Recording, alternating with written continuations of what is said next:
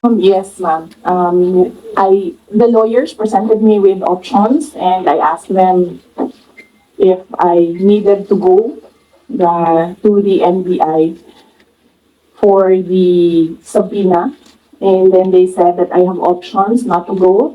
I can send a letter, I can send a position paper, I can send an affidavit. And so we decided that a letter will be sent to the NBI.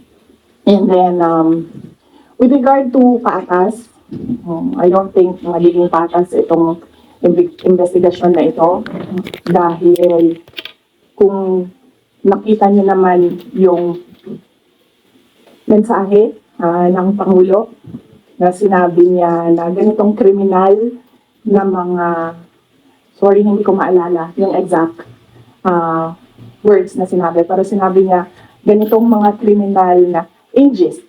Sinabi niya ganitong mga kriminal na gawain na hindi ko palalampasin. So, sa makita na natin, no, the pronouncements of the president, meron ng bias doon.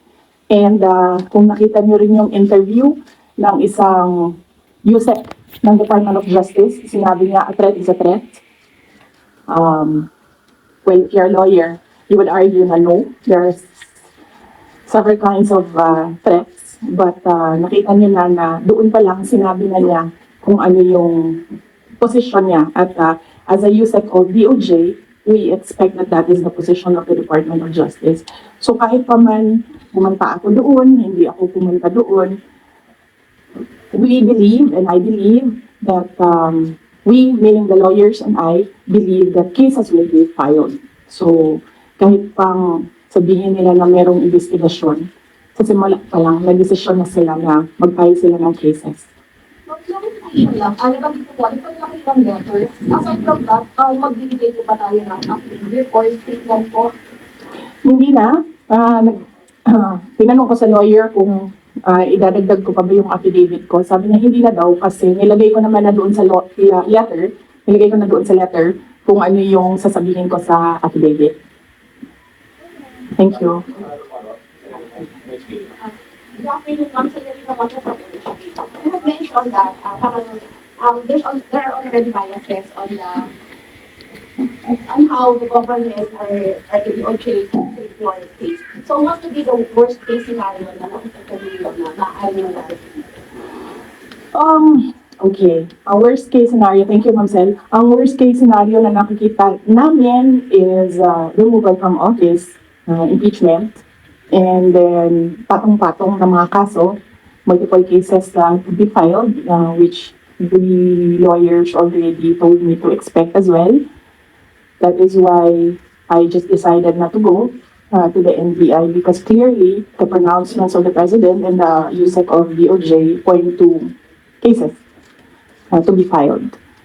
So meron, parang based before that, it could be like a violation din sa anti-terrorism law and other, which are non-bailable offenses. So, could that be part of the worst case scenario na hindi kayo i-arrest kayo just in case and no bail? Yes, that could be as well. That is a possibility, ma'am, for cases that are without bail.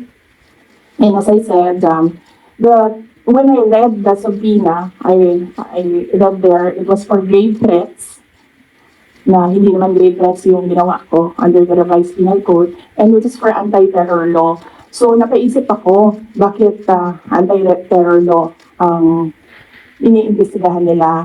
And then, it's not the first time that I've heard of the anti-terror law used against a person. So, the first time I read about it, they used it against Congressman Arnie Teves. So, I inquired about what happened in Negros. So, I was told, yun nga, there was a red notice, there was a AMLAC, freezing of assets, money. There was, well, a warrant of arrest, yes. And very recently, I read again the law, and then I found there that there is a provision there, removal from office. So, on that point, it's still kumbaga, an avenue, I think, that they are pursuing to remove me from office. Good afternoon, ma'am. Yes, ma'am. You mentioned that there is a possibility of them coming to arrest you. Have your lawyers briefed you on what to expect if they could become? And will you allow yourself to be arrested, or will you, because I have seen others who have to know that, will you want to face the law enforcement who will arrest you, or will you also try to, not get arrested?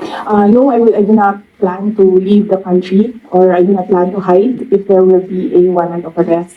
Mainly because my children are here. So if I am detained, I want to be able to still see my children. So I have no plans of doing that. I have no plans of leaving the country to hide.